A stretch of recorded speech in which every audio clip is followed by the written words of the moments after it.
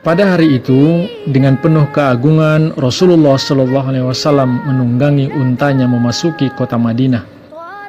Orang-orang sangat mendambakan dapat meraih kehormatan menjadi tuan rumah beliau. Mereka ingin Rasulullah singgah bahkan tinggal di rumah mereka. Saat unta beliau berjalan melalui lorong-lorong kota Madinah, keluarga-keluarga berjajar di depan rumah mereka dalam deretan panjang menyambut beliau Shallallahu Alaihi Wasallam.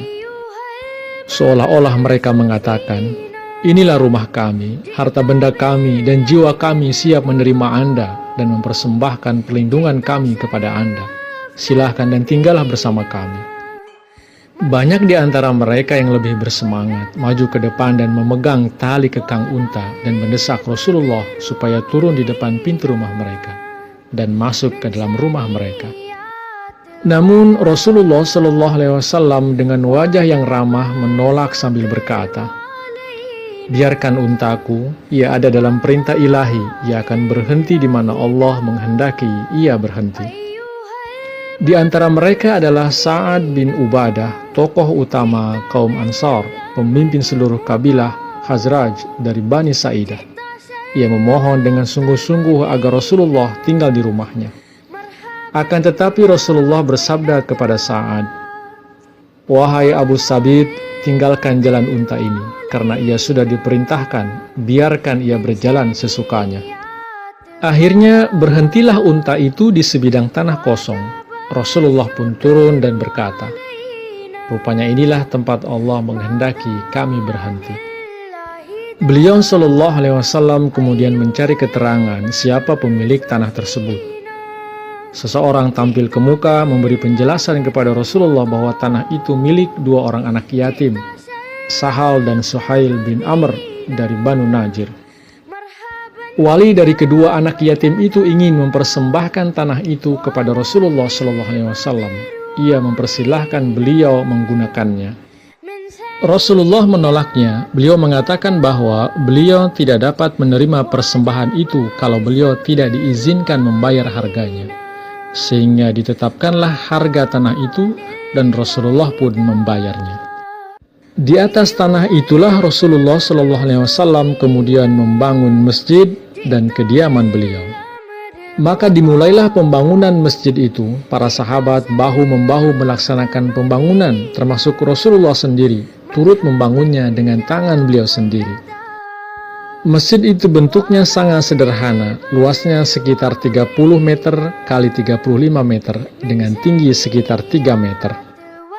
Dindingnya terbuat dari batu bata, sedang atapnya dari daun-daun kurma yang ditopang oleh batang pohon kurma. Sebagian atapnya terbuka begitu saja, sedangkan lantainya adalah pasir.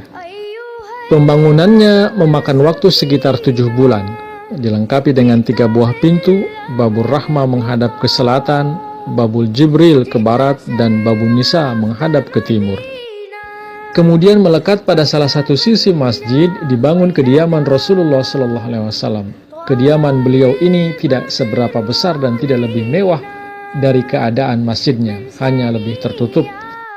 Masjid itu dilengkapi dengan serambi yang ditempati oleh para ahli sufah, yaitu orang-orang fakir miskin yang tidak memiliki tempat tinggal sendiri. Mereka sengaja tinggal di masjid untuk mengabdikan hidup mereka untuk agama.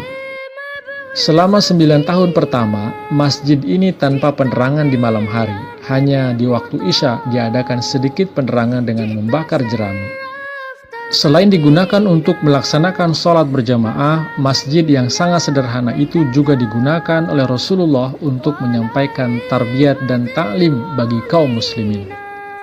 Dengan penuh kesungguhan dan ketekunan, para sahabat menimba ilmu dan kebijaksanaan dari Rasulullah SAW. Bahkan ada sebagian dari mereka yang tidak mau jauh dari Rasulullah. Itulah mereka para ahli sufa, seperti Abu Hurairah yang setiap saat ada di dekat Rasulullah, siap untuk mendengar dan mencatat apa-apa yang Rasulullah sampaikan. Masjid Madinah itu merupakan pusat kegiatan umat dalam ibadah dan pendidikan, sekaligus juga berbagai keputusan penting dilahirkan dan peristiwa-peristiwa bersejarah terjadi di masjid yang sangat sederhana itu. Masjid itu kemudian dikenal sebagai Masjid Nabawi di kompleks masjid itu kini bersemayam jasad suci Rasulullah SAW yang hingga saat ini selalu dikunjungi oleh jutaan kaum muslimin dari seluruh dunia. Terima kasih telah menyimak video ini hingga tuntas. Jangan lupa untuk terus dukung kami dengan like, share, komen, juga subscribe bagi yang belum. Wassalamualaikum warahmatullahi wabarakatuh.